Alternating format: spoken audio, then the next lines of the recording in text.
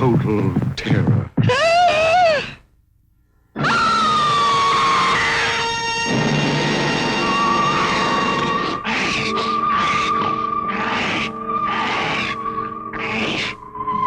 Night of the living dead, the dead who live on living flesh, the dead whose haunted souls hunt the living whose bodies are the only food for these ungodly creatures.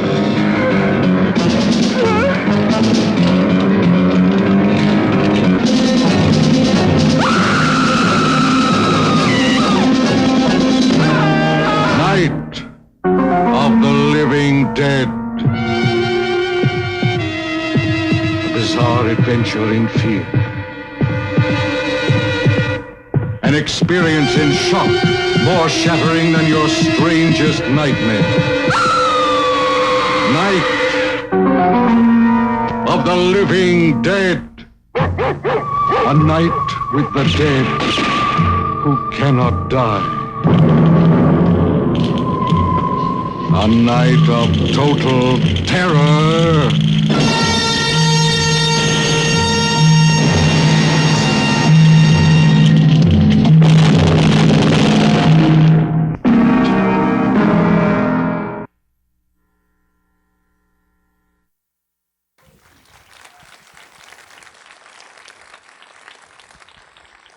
Happy Halloween! Trick or treat. My name is Colin Geddes, and I'm one of the international programmers here at the Toronto National Film Festival, and of course, the curator of the Midnight Madness selection. I'm going to get through the thanks and everything first. Let's get this out of the way.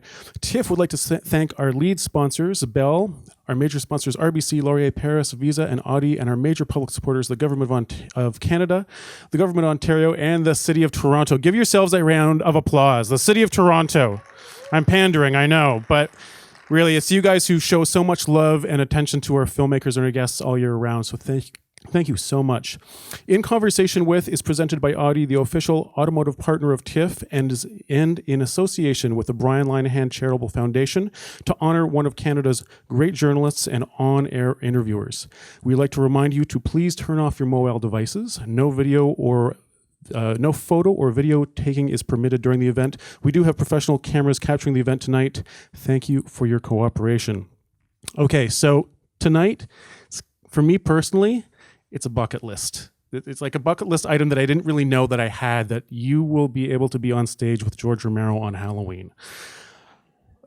I don't know how this happened, because as a proud young horror sci-fi film addict, I was aware of the importance and influence of George Romero's Night of the Living Dead before I ever really saw the film.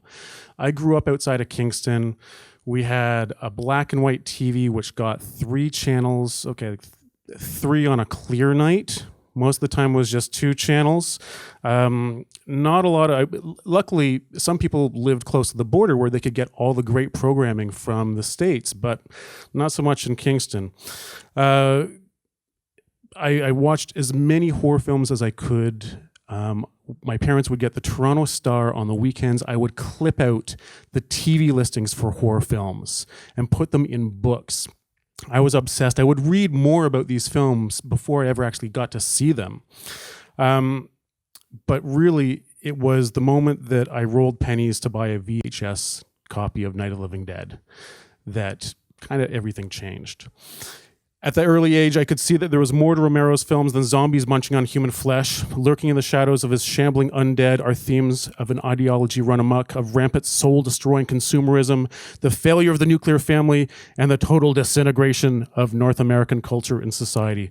But also, there's zombies and there's horror, and it's really fun.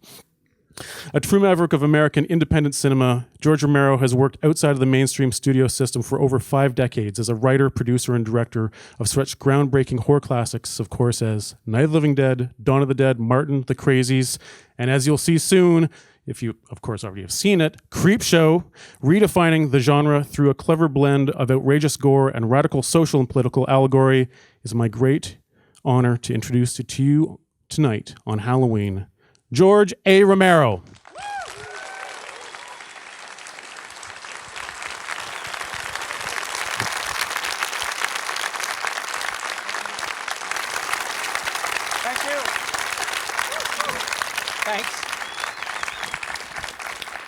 There's water.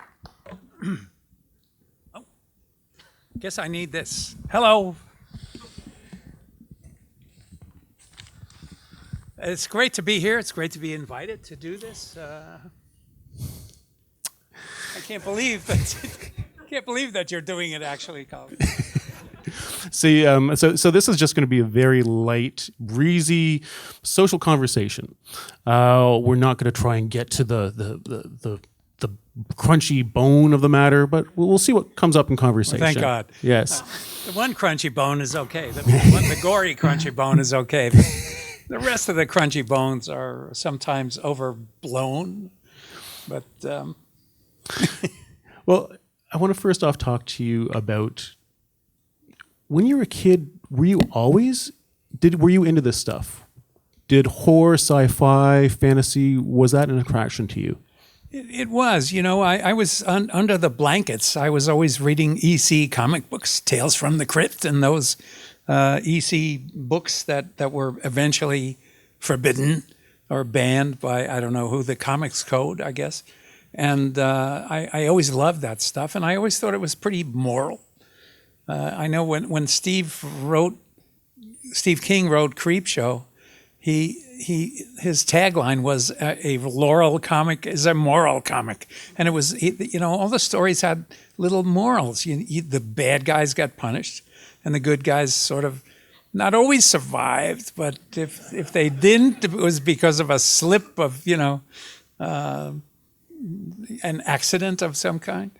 And I just thought it was terrific. I used to revel in it. I used to giggle at it. I used to giggle under the covers. And I thought it was just terrific stuff. Did the films, were you into the Universal horror films? Did that kind of stuff speak to you? Well, the Universal, basically what I saw when I was 12 was this terrible, all this anti-nuclear 50-foot woman stuff, and all those don't mess with Mother Nature, even though this was long after Frankenstein is a don't mess with Mother Nature story, but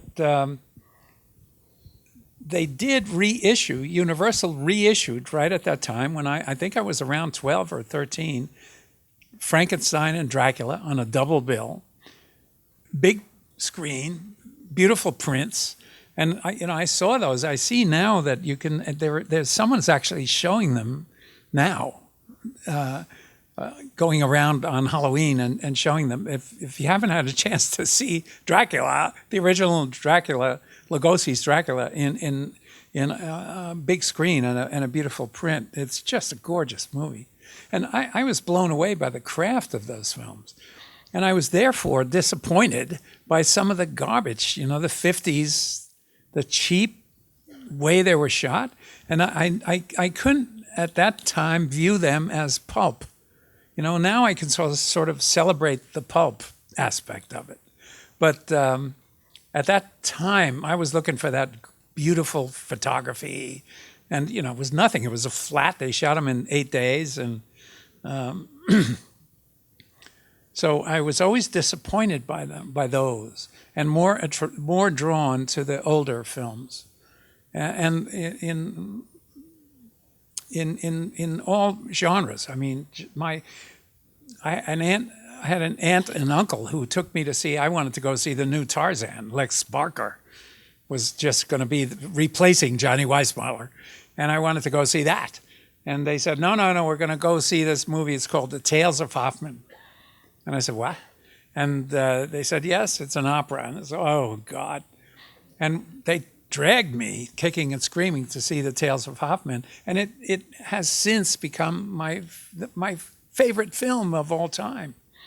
I could see the way he did it. I could see the way Michael Powell did it. I could see, and it made me able to connect. It made me want to make movies because he had a low budget. And I could see what he was doing. I could see that he was running scenes in reverse and flipping images. And I could actually see the way he was doing it. And I began to believe that maybe I could do that. And that was it. And, you know, because at the same age, if I had seen something like Jurassic Park, I would have just puzzled over it and forget about it. But I could see through it. I could actually see into the process. And that's really what made me think that maybe I could do it. So what point did you start to actually do it then?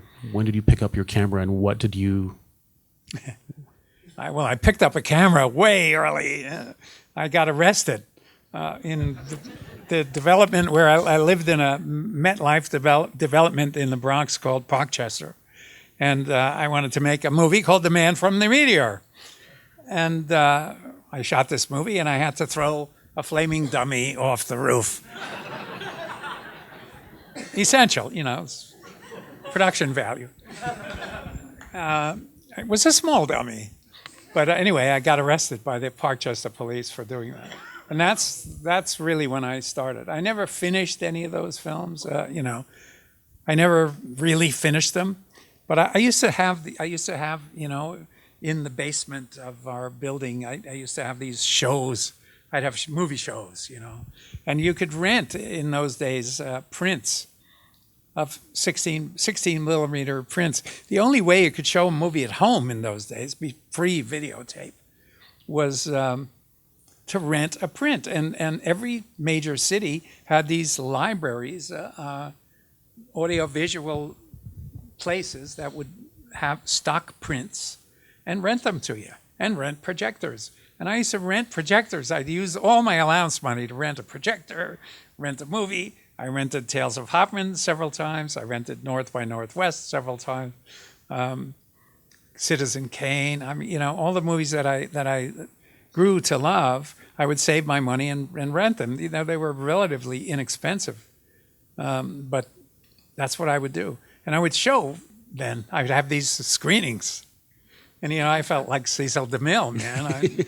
I was, you know, having a screening for friends and family. And I heard a rumor that there was another filmmaker who was also renting Tales from the Hoffman. Yes.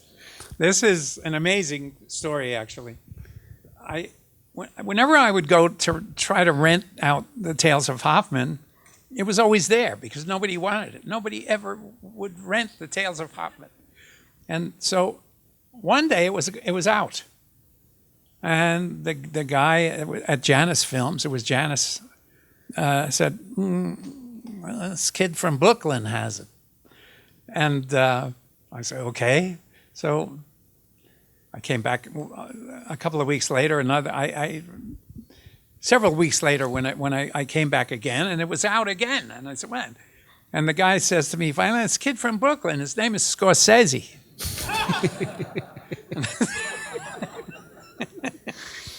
And I to this day, Martin and I rag each other about this because we were the only two guys that were ever renting the Tales of Hoffman.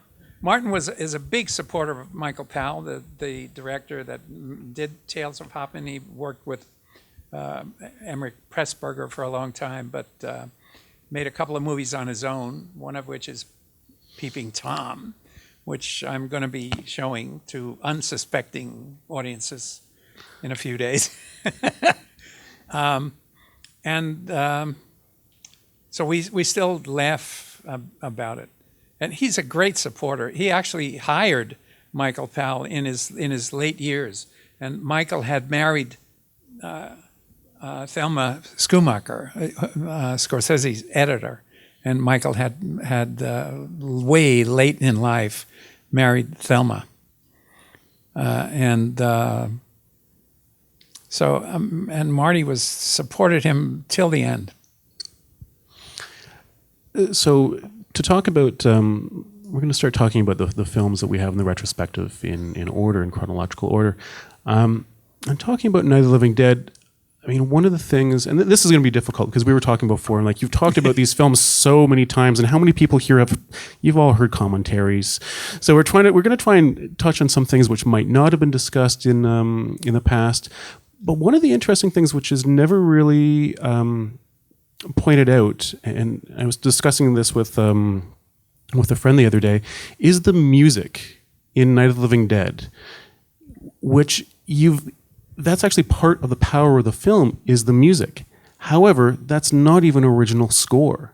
That's all library music which already pre-existed, and you just kind of pulled and edited together a score from music which already had a life. Can you talk about the process of that? Well, one of our partners when we made Night of the Living Dead had an audio production company, a radio. They were doing radio commercials, and they had these libraries. And I just went and listened to all of these tracks. They're called needle drops. You pick them by the needle drop, and you pay so much per needle drop. And at that point, it was very inexpensive, far less expensive than trying to produce and record a score. And that was it. And it was just a matter of listening and listening and listening for hours and hours and hours. These libraries are vast. And a lot of the needle drops in Night of the Living Dead, you hear in other films. I hear them all over the place still in old movies. And but I do think that we were able to piece together a score that almost sounded original, but it wasn't. It wasn't at all. It was just piecing it together from bits and pieces that you hear. But it's much like what happens today when we make a film. I don't know if Michael Dougherty is here, someone who edits with me. He does this. When he's editing a film, editing the first version of a film, of a film that I've made. He puts in tracks, just the way I was putting in those tracks on Night of the Living Dead. And let me tell you, Michael's scores are always much better than the resulting scores that when you finally turn it over to a composer and they never quite get that lovely moment. It just always works that way. So you can actually do it. You could do it. And I used to do it myself. I'd edit a film. I edited Dark Half, and I used all scores from other films. And that's what you wind up doing. You don't want to show your film naked. You don't want to show it without music. And so you try to put some sort of a score on it, and you're always lifting it off the albums that you have, records that you have, and it's actually a great. I love that process, and it's really fun. Yeah, and the scores always turn out great. As a programmer, seeing work in progress cuts leading up for the stuff that I see for Midnight Madness. All the time I see films, but with different scores. Right. John Carpenter's The Thing is used, like they use the score from that all the time. I remember seeing Orgasmo with Mortal Kombat music all the way through it. So one of the other things that Night of the Living Dead. Did John do that score eventually? He did his score, but then Morricone. In some places I couldn't tell the difference. Did you find that? No. Well, I mean, and here's the other thing is I heard that the score for, I think the Italian score for Martin was actually Goblin. No, really? Someone's like, ask him that question. I'm like, no, I'm not going to ask him that question. I don't know about these things. Yeah, because oftentimes... Goblin was Dario Argento, who produced Dawn of the Dead. My Dawn of the Dead was... had this group, Goblin. He says, I must use Goblin. They're wonderful. And so I said, okay. And we made a deal. We actually made a deal. I said, okay, fine. You record Goblin, and I used library. I was still using the library stuff. And so my score in my version of the film is sort of half and half. I use a little bit. The deal we made was Dario said, you use what you want, you don't use nothing. It's all right. And so that's the deal we made. So I wound up with this hybrid score on my version of the film. Well, let's actually jump to a clip. Because clearly this night's going to get away from us if we could just keep on talking about all kinds of stuff. But let's show the next clip, which I believe is from the Crazies.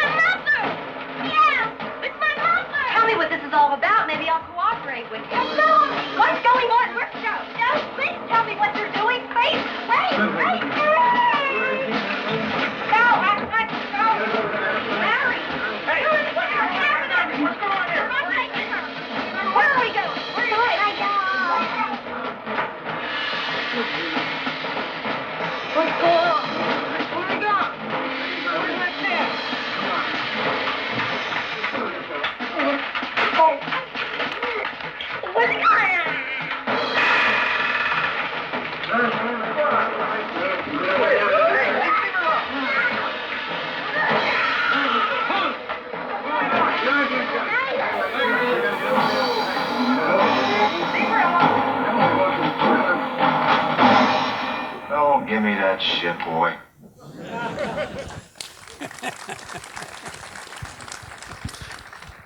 So with the Crazies, I mean, it's more weird science than Tales from the Crypt.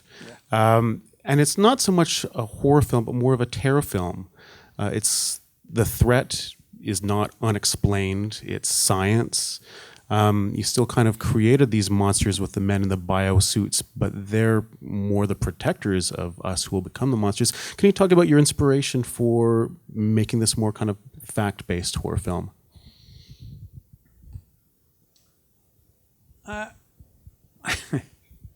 It's hard to trace it because it had a weird history. A colleague of mine had written a script called The Mad People, and his premise was that in a situation like this, you lose sight of who's crazy and who's not. That's what it was, and that's really what my idea in doing all of this was, doing this film. It's like who's nuts? How do you know? And how do you know? Because people start behaving crazily. And all of a sudden, you can't tell anymore who's legitimately crazy, infected by this germ, and who's just reacting. Reacting, and in some cases, reacting quite normally. Fighting back, and that's really what I wanted to explore in this film. And how was it received when it came out? It was terribly received. Well, first of all, it was terribly distributed, so it was never received at all. A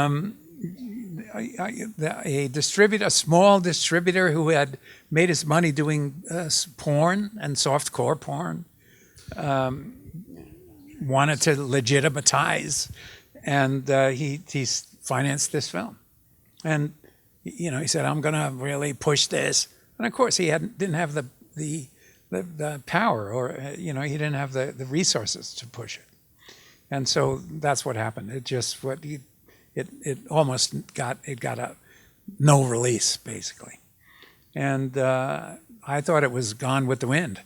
But it's amazing how many of my films have gone that way, and now they're back, on video. It's wonderful. People are checking them out, and it's great. But that's what happened to that film. It just never got anywhere, never went anywhere, and it took a long time for it to even get on to video. But finally, somebody made a deal. Somebody, who knows? These deals get made, and you never get any money out of it. Well, we'll move on to the next film, which is one of the favorite of your children, you've said. And we'll watch a clip from Martin.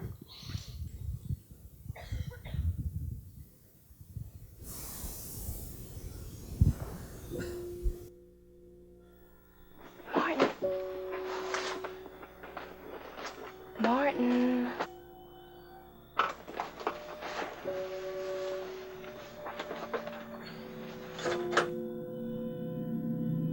Martin.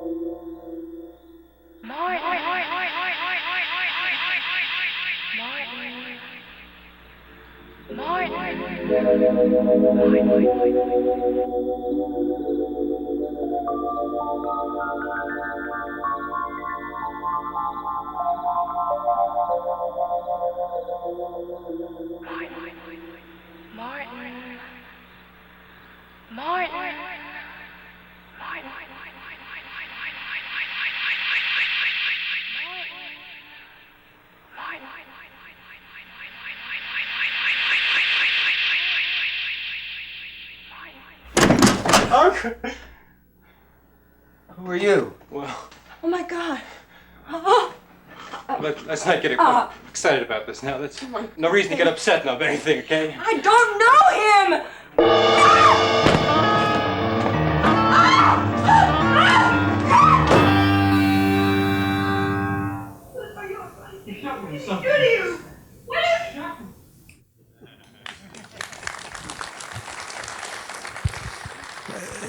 So you went back into horror, into using one of the totems of horror, the vampire. But at this point, the Hammer films had kind of wound down with their cycle. Their vampire films were kind of jokes at that point. Why did you choose to dabble with the bloodsucker?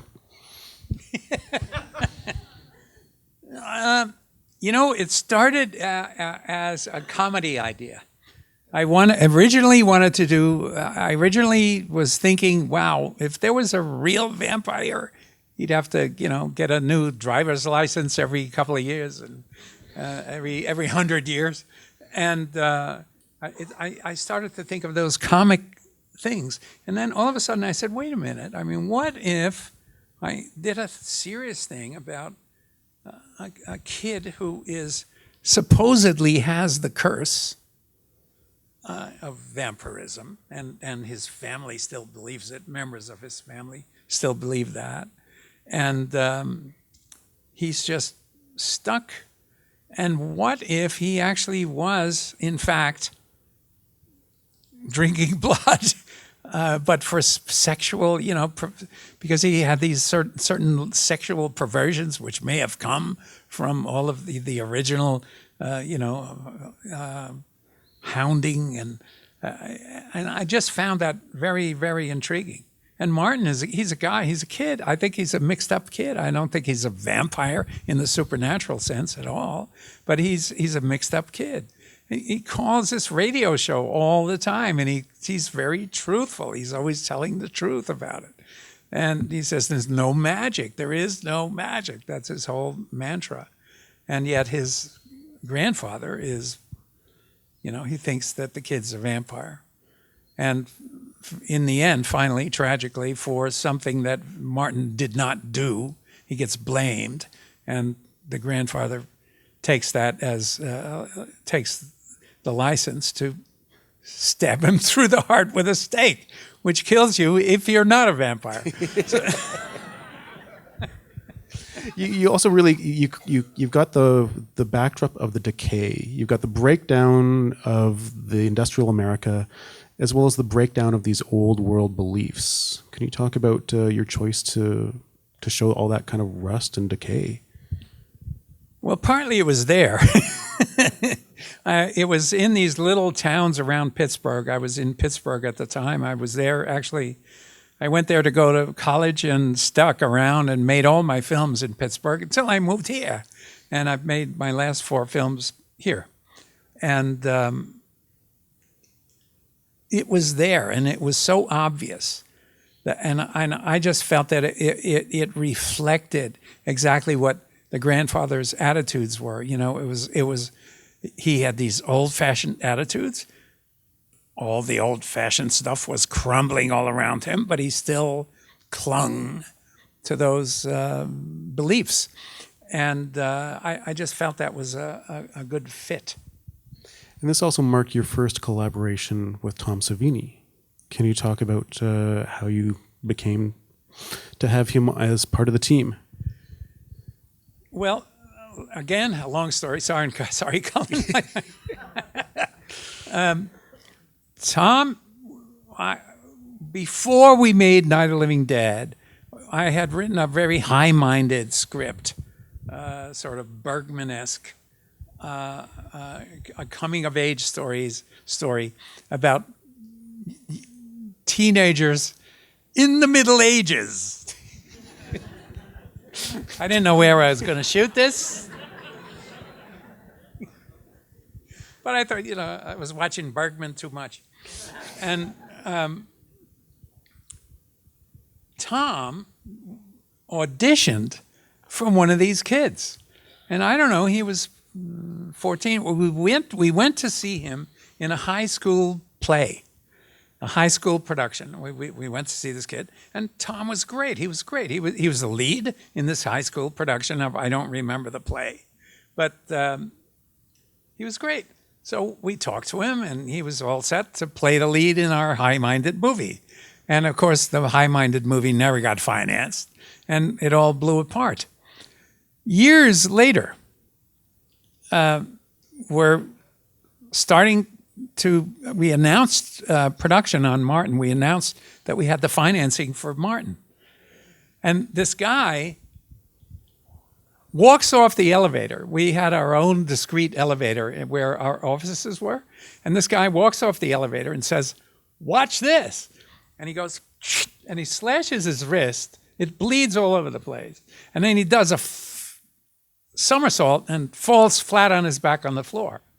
And he stood up and he said, "You remember me?" And I said, "No."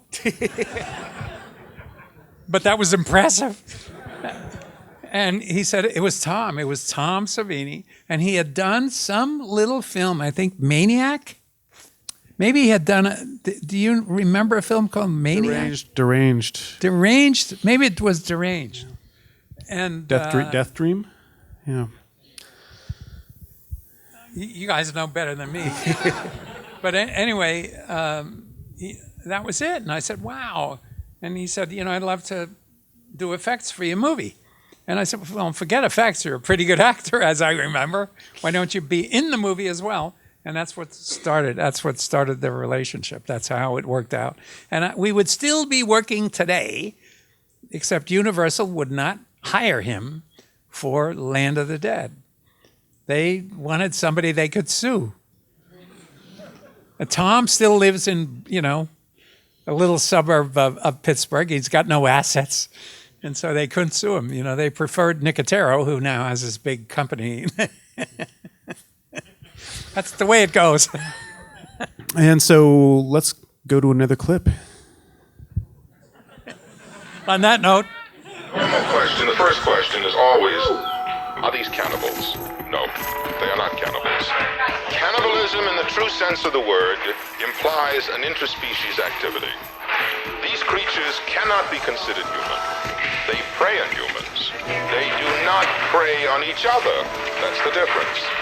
They attack and they feed only on warm human flesh. Intelligence, seemingly little or no reasoning power, but basic skills remain are more remembered behaviors from normal life.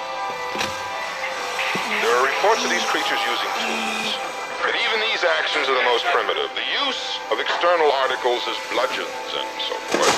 I might point out to you that even animals will adopt the basic use of tools in this manner. These creatures are nothing but pure, motorized instinct. We must not be lulled by the concept that these are our family members or our friends. They are not. They will not respond to such emotions. They must be destroyed on sight.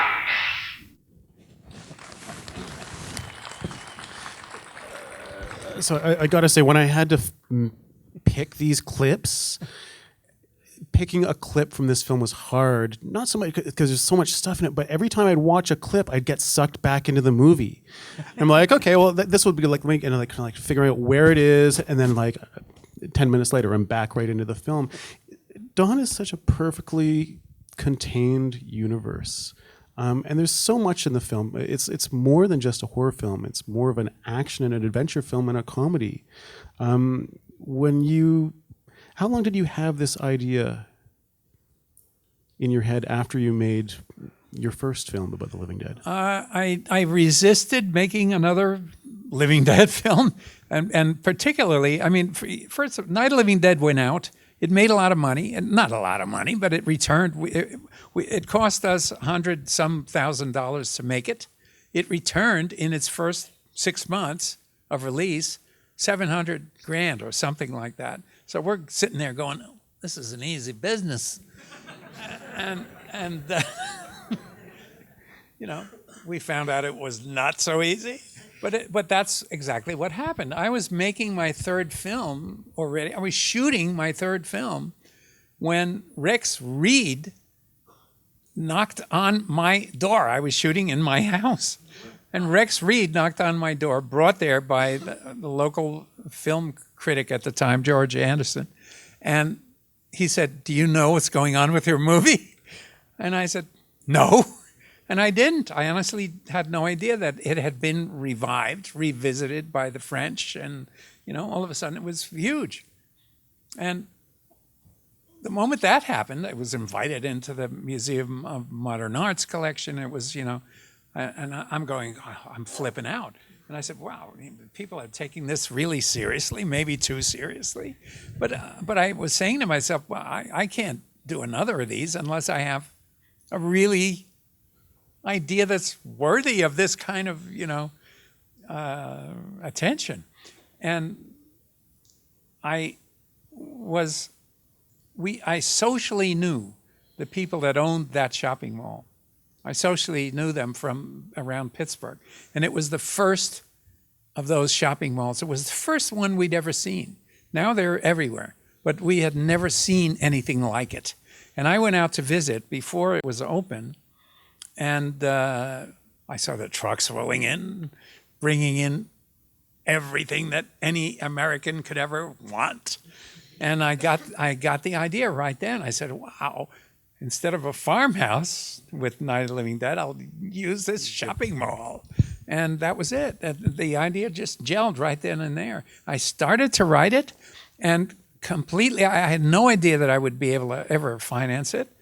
Coincidentally, Within 2 weeks, I don't remember, Dario Argento called me from Italy and said he'd been trying to, he wanted to make another zombie film, and he said, "I will finance a zombie film if you want to make it. Do you have an idea?" And I said, "Just so happens." And he flew me to Rome.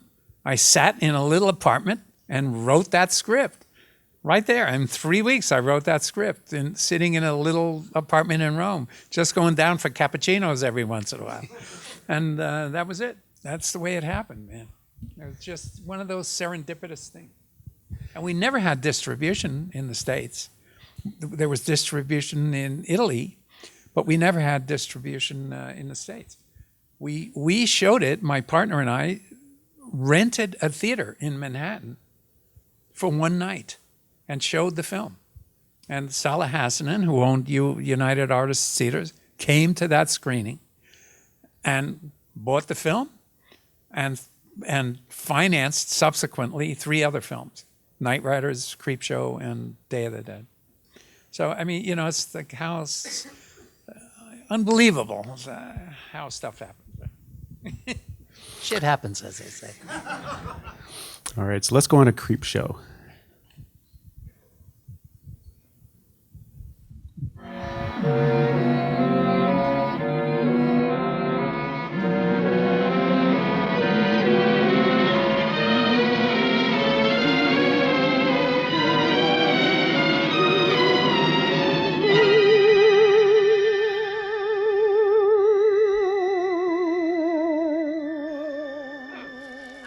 mind, Jack. Oh, stop that. Now, stop crying, Jack. You're going to do this. Oh, I'm crying because Aunt Mary now is getting so fat. Well, it's in our flesh. Hey, they're not. Gory, don't it itch? Everyone in this world Well, that's Vera luck, all right. Always in, always bad. I do, but there's a difference between dreaming and doing. The dreamers just sit around and moon about how wonderful it would be if only things were different. And the years roll on and they grow old. And by they forget everything, even about their dreams. Oh, I don't want to be like that.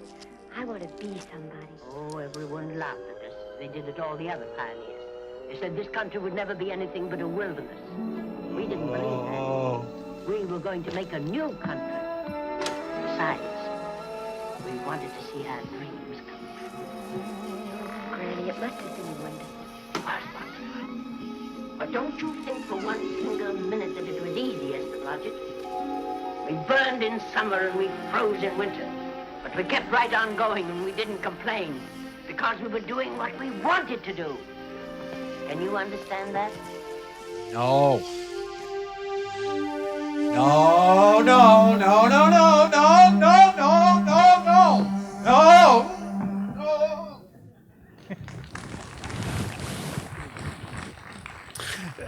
So you've said that, I mean, Creepshow was an excuse to work with Steve your has friends. never forgiven me for that.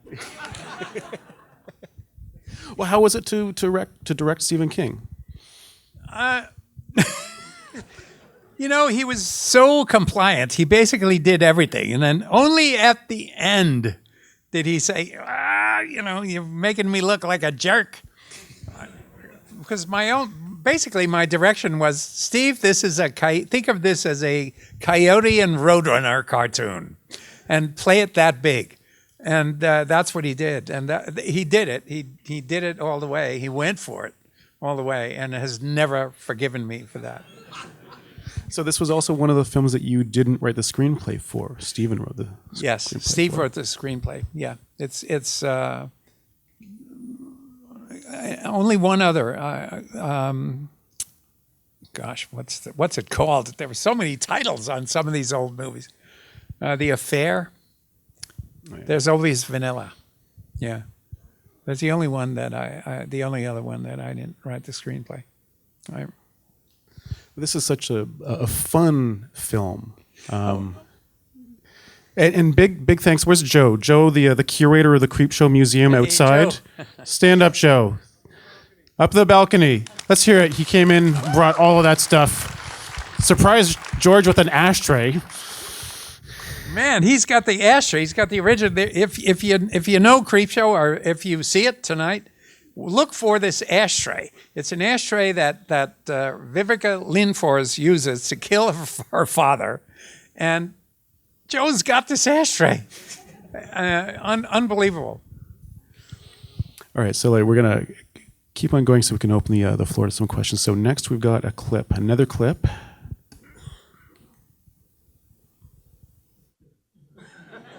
You seem uncertain. First, he created the most frightening film ever made. Then, he took his unique vision of terror one step further. Now, George A. Romero takes us out of the night, beyond the dawn, and into the darkest day of horror the world has ever known. Day of the Dead. There have to be survivors in Washington. Oh, my. They have more sophisticated shelters than this one. There have to be people in those shelters who know about us, who know where we are. With no radio contact, they'll come looking for us. I said shut up! They can be tricked into being good little girls and boys, the same way we were tricked into it on the promise of some reward to come.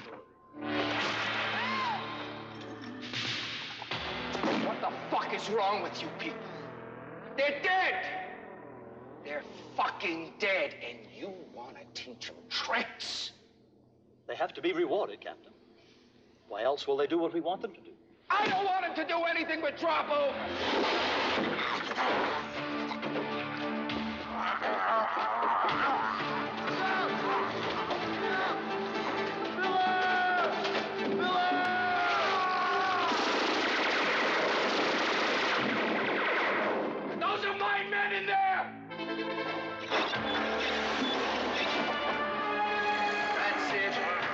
you fucking lunatics.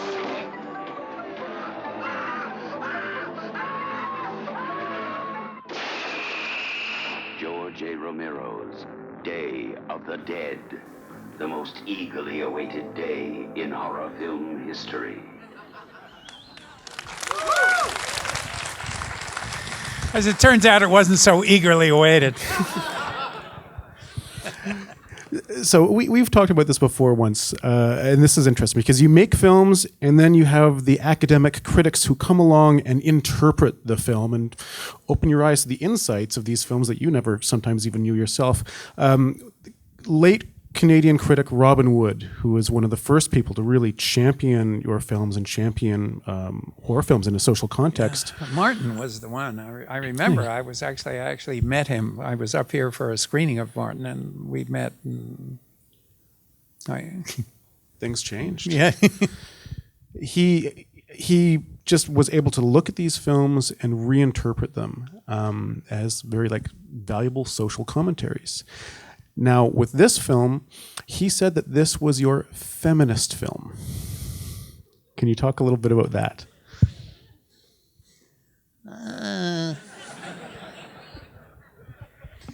Well, maybe. I mean, I have been apologizing to women since Night of the Living Dead, because that Barbara in Night of the Living Dead is maybe the most ineffectual woman that's ever been on screen. She drops into catatonia within 5 minutes and never comes out of it. When we did the remake of Night, I produced the same guys, Jack Russ and I produced a remake of Night, which Tom Savini directed. And when I wrote that script, and I started apologizing to women right then. And she was strong, and so maybe, I guess that was before, right? So maybe this was a feminist. She was, Sarah in Day of the Dead is right, but is she right? She's no more right than Ben in the original Night. What I try to do with that stuff is that you follow this character and you believe that he's right. Ben in Night of the Living Dead says, "I'm not going down the cellar. That's a death trap." He winds up going down into the cellar to survive. So he was wrong, and she's wrong in several ways in this film. And it takes Bub, the kind-hearted zombie with a heart of gold, to save the day. So I never could see it that way because I thought she was wrong all the way. I thought she was too militant and too. I was writing her as being in my mind. She was just too eager, too militant, basically, and was missing a lot of information and a lot of points along the way. And I just have to point out, be sure to see this film when we screen it on Saturday, because I think this will only be the second time that this film is ever screened on 35mm uncut in Ontario. Because when this film came out in Ontario, you might not know this, our censor board had a field day with this. I'm sure. And I remember watching this when I finally got to see it on VHS, and there's one shot at the end where when he shoots himself in the head, you hear the shot, but you don't see the action. They they just ripped it to shreds. Wow. Okay, so let's go to the next clip so that we can open up the floor to the questions. So one more clip here. Mel?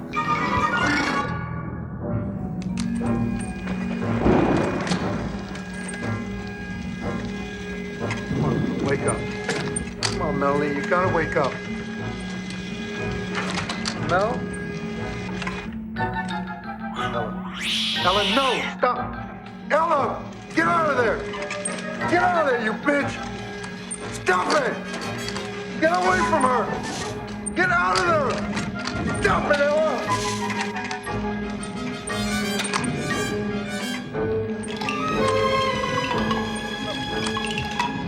Come on, Mel, wake up.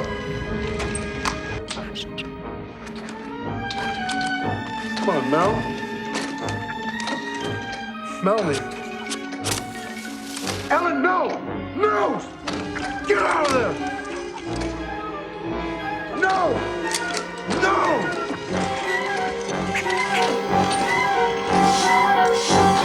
Stop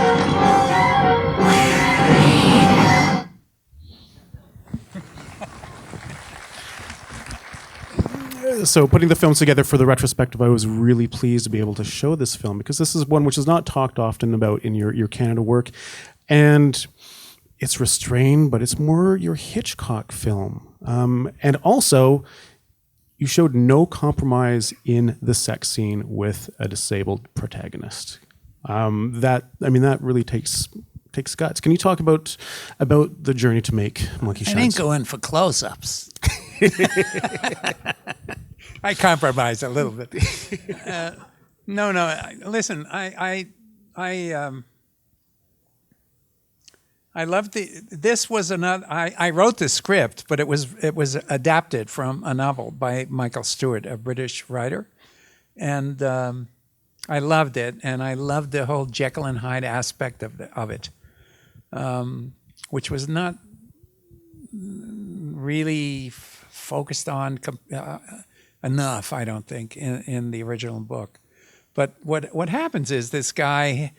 By the way, the reason those matches go out is because she's been out in the rain and her costume is wet.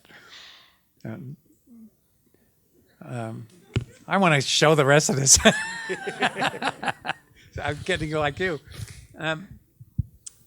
Anyway, I love that whole Jekyll and Hyde aspect. What happens is there is a real program where people put monkeys in with paraplegics, quadriplegics, and paraplegics. And they do everything for them. I mean, they get the sandwich out of the refrigerator. They wash the windows. They do all of this. It's called the Helping Hands Program. And this is a real program. And this story is based on that program. And what happens is the man is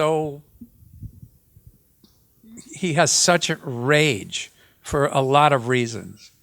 Which I won't go into, and the monkey starts to pick up that rage, pick it up. The monkey has been genetically altered by John Pankow, and so the monkey has this ability to pick up, and the monkey starts to act out what the human wants the monkey to do, and he winds up wreaking havoc. And anyway, I loved it, and it's a complete Jekyll and Hyde thing, but with this twist that it's the guy can't move, and so the monkey acts for him. And how was it working with a monkey as an actor? You have to ask that question. It's a weird thing. We needed scenes, for example, where the monkey was really cuddling up to the guy, and the trainers said, well, that we can only get that. The monkey will treat him as another monkey if she's in heat, and only on that day. And so we got a call early in the morning, and from the trainer, it said the monkey's in heat. And so we got the lights up and everything, and said, okay, bring her in, and put her on the stage, and Jason Begay was the first guy she saw, and she just, there's a scene where she is actually throwing herself at this guy, and it's unbelievable. But that's how it works. But we did all kind. We needed the monkey to look. There's a couple of scenes where we really needed specific looks, and it was just a matter of spilling all kinds of film until we got it, until you would get it.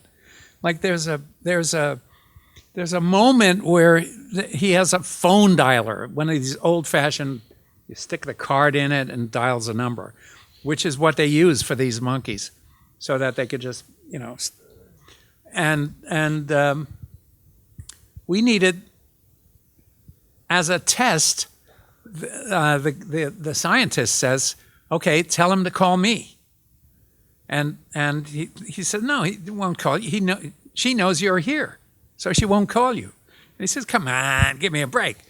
Anyway, she does, and she does it, and she stops, and she hesitates. And we needed this footage of her wanting to do it and realizing, wait a minute, there's something wrong about this. And I mean, it just took forever to get that. It was like, trying to she would start to put the card in, and we would go, blah, blah, blah, blah. And anyway, that's what it's about. But monkeys are, they're sexually, a female monkey is attracted to males, and I assume vice versa, but I don't know. But she was definitely attracted to males on the crew. It's a story you didn't anticipate hearing, I'm sure. Okay, before I open up to the crowd, I have to ask, so you've made all these films, you've scared us so many times. What scares George Romero? What today scares George Romero? The prospect of maybe Mitt Romney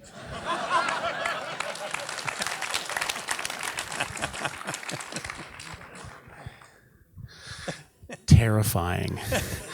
Okay, so are there any questions? We actually have some people with mics who can pass a mic. So we've got a question here. Yep. Hey, you use the word in all of your Dead films. You use the word zombie, I think, a total of 1 time. What is it about that word that never really made it into those movies? Well, I don't remember. In later years, I just kept looking for something else to call them. So I called them stenches. I called them, anything but. I never thought they were zombies. And when I made the first film, I didn't think of them as zombies. I didn't think they were zombies. I thought they were some new creature. Zombies were not dead as far as I knew.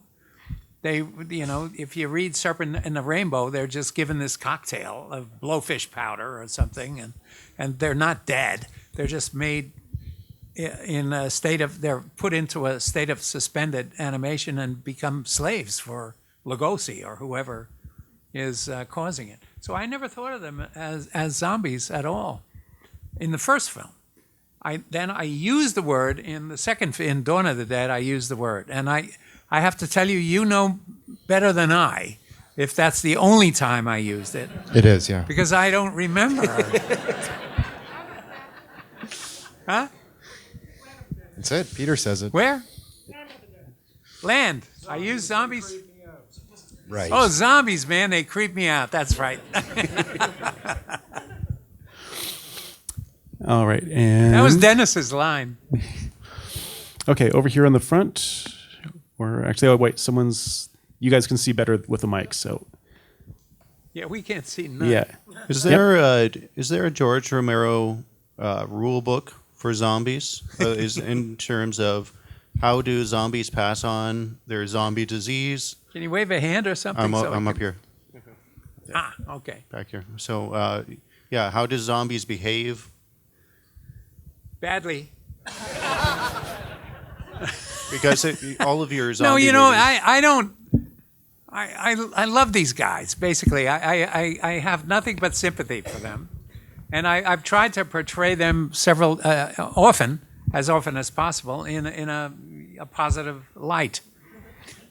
I don't have a rule book. I don't think. I would say that they eat only human flesh, except I broke that rule in the last film to just try to open a horizon somewhere. And that was it. I would say that they can't possibly run, because if they're dead, they can't run. Their ankles would snap. And so, however, if you look at the first film, again, this is before I was thinking about rules or anything else, the guy's moving pretty quickly there when he's chasing. So, and they're eating bugs off the trees.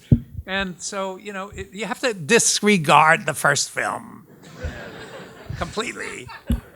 And, so I don't know.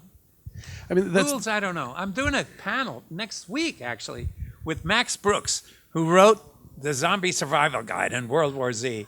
And this guy goes around believing that the zombie apocalypse is imminent. He comes out on stage with weapons and, chainsaws. And anyway, I'm gonna duke it out with Max next week, and we'll see whose rules prevail. Okay, and the next question over Right here. Yeah. Oh, hi, George. Thanks for coming out tonight. Who's that? I want to ask you about a film called Bruiser. Yes. That really I kind of think of as your first Canadian film. It was. Can you talk about maybe the evolution of that? Because that movie doesn't get talked about that much. And Nobody's seen it. I have. All right. Yeah. Yeah. I mean, that's one of these problems. My partner and I did several years of development deals in Hollywood, and we just were getting nowhere. No movies got made. We were involved in big projects, but no movies ever got made. And so I wrote a little script for Bruiser, and we financed it with a French company called Canal Plus, when Canal Plus was purely Canal Plus, before they merged with Universal, Vivendi, and whoever else they merged with. And that was it. When we finished the film, the executives that we showed it to were not the same guys.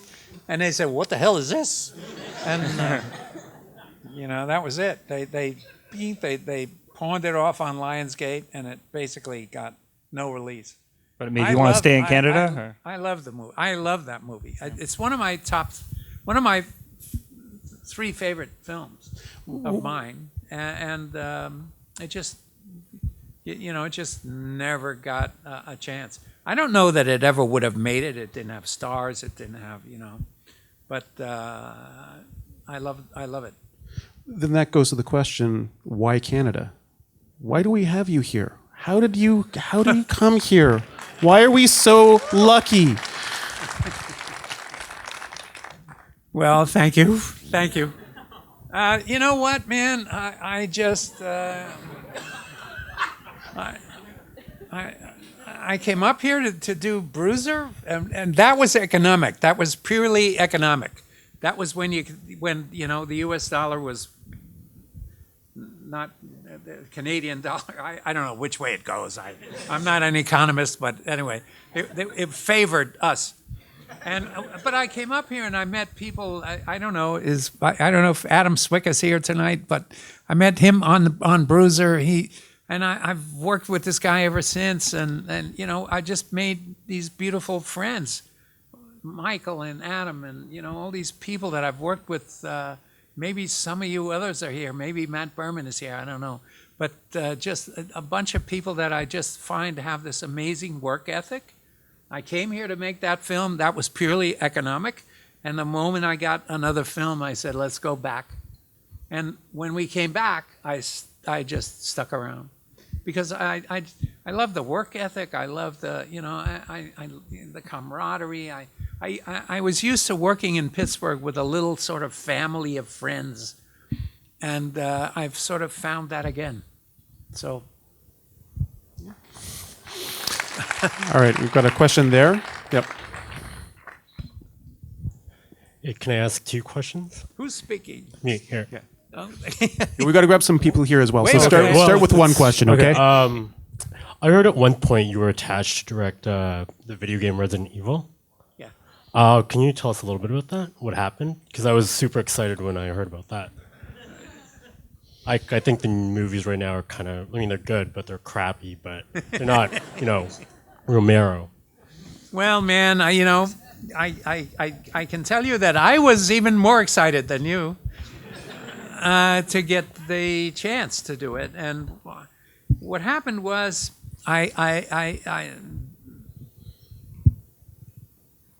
the rights were bought. Resident Evil rights were bought by a German company called New Constantine, and great, they had offices in L.A.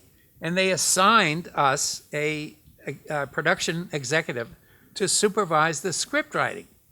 And so I started to write the script, and the guys from Capcom gave me clues as to what was going to be in the second game, and and I was all working. We came up with the script that I loved. I thought it was great. Capcom loved it, and the executives from New Constantine loved it. But New Constantine is a company that is run by one guy.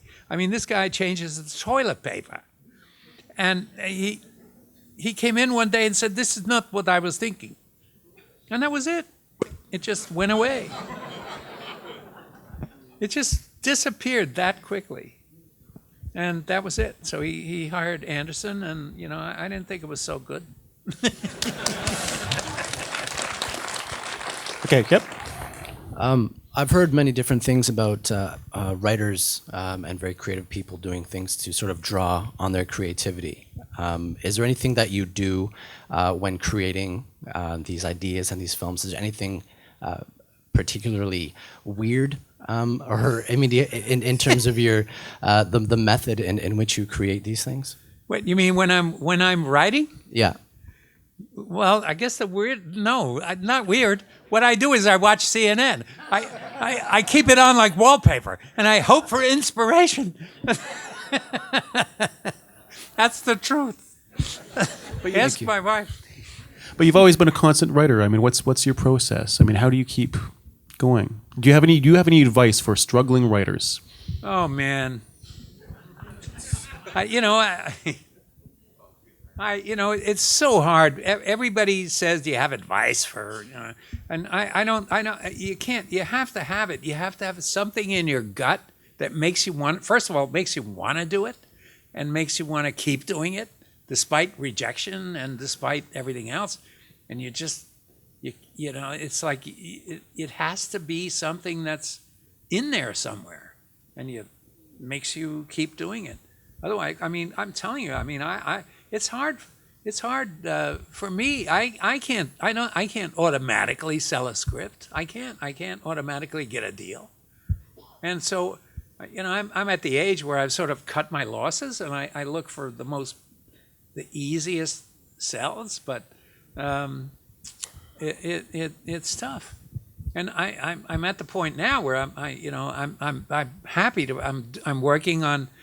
There's a book called The Zombie Autopsies, and I'm working on that, which is not one of my zombie stories, but it's a beautiful little book about written by a medical doctor, which it really sort of explains zombiedom, tries to explain it in a physical sense. It's a virus in the case of this book, which mine is not a virus. But I don't know, you just have to keep plugging. Right. That's all you can do. I'm still trying to plug at it. We've got someone over here.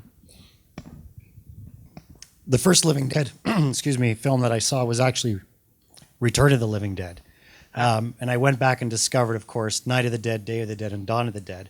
And what I wanted to know is, what do you think about these offshoots or tributes or rip-offs of the Dead movies, specifically Return of the Living Dead and, of course, now The Walking Dead? Loaded question, my friend. No, but I mean, I really want to know, what are your feelings of that? Do you like it? Do you think it does it justice? Do you enjoy it? Do you think they've gone too far now? Well, in 4 words, it pisses me off.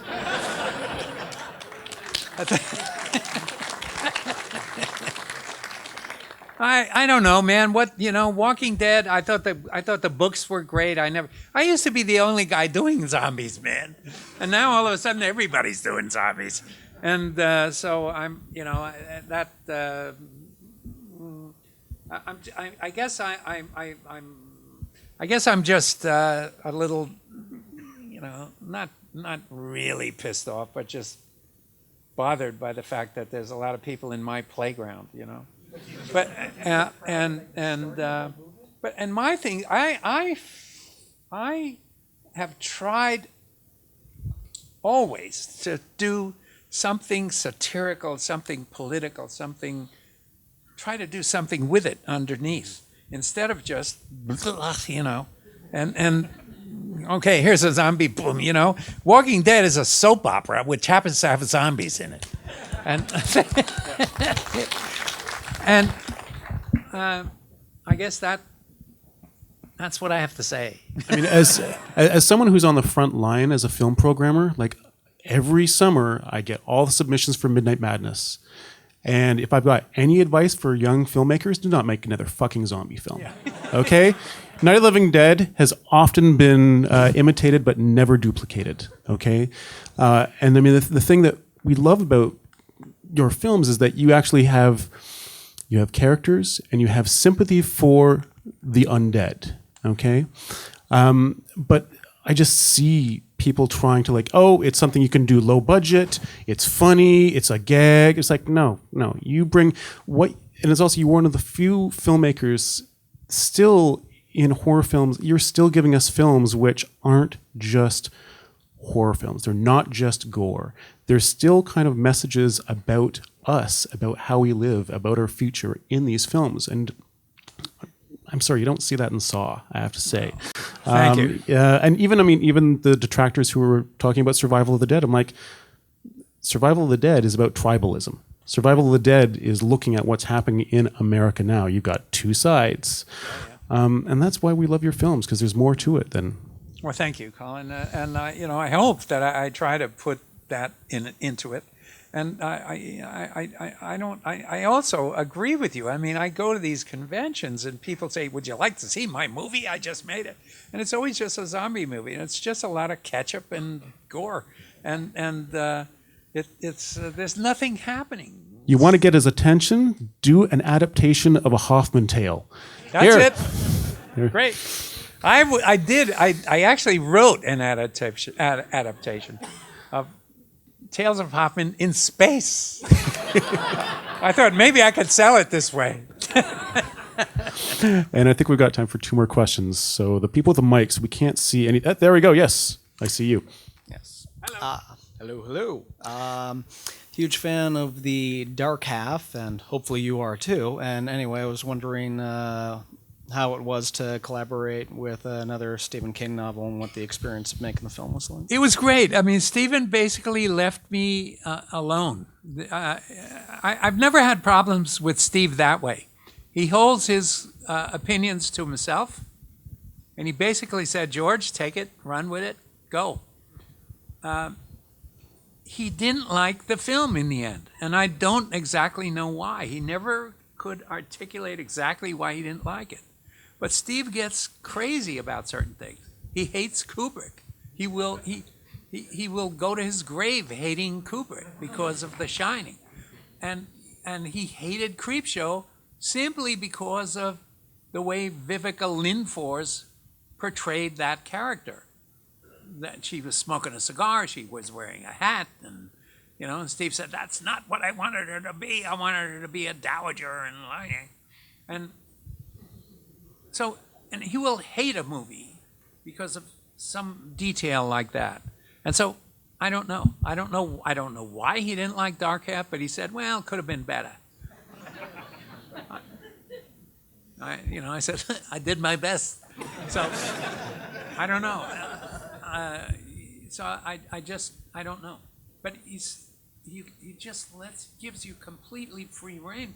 Once you've got it, once you've got the property, and once somebody has bought it, like Orion had bought the novel and paid his full freight. But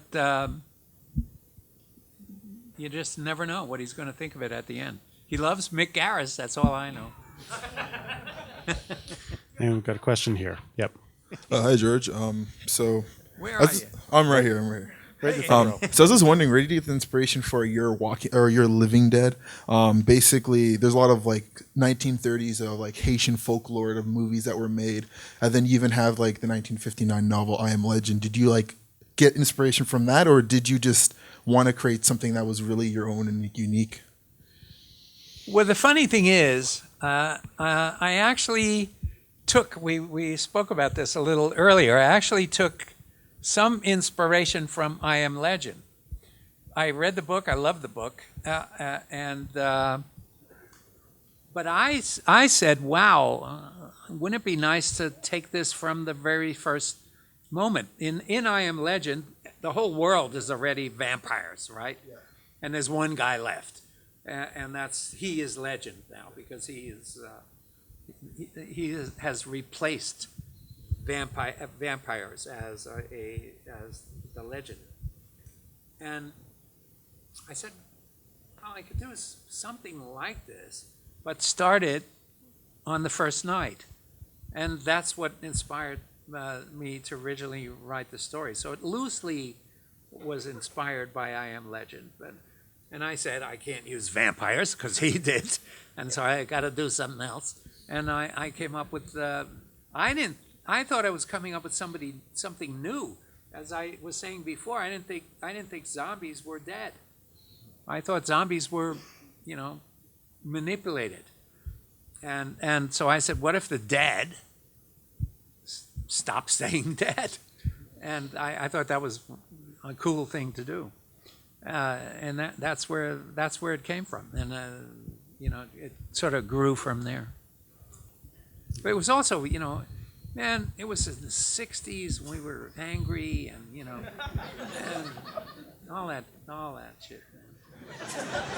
You should check out. There's a really great documentary called American Nightmare, which looks specifically at horror films in the 70s. So it looks at Texas Chainsaw Massacre. I mean, it kind of overlaps with Dawn of the Dead. Carpenter and all the cats. But it just shows what was going on, like the underlying currents of all of those films. A great documentary. Anyways, we're going to have to wrap up, but I neglected to thank the co-presenter for tonight, Rue Morgue Magazine. Big thanks to Rue Morgue Magazine. And a big thank you to Gary Pullen, the artist who did the poster for the Living Dead retrospective. And a plug for them, Rue Morgue has their Cinema Macabre nights here every month. And the next one, Dave, what's the next one? What night is that? Christmas. So in November, 35 millimeter print of Silent Night, Deadly Night. November 30th. There we go. And please do come and check out the rest of the films that we've got in the Night of Living Dread retrospective. You've seen clips of them all, and of course the next one being Creepshow. And let's give a big round of applause to George Romero.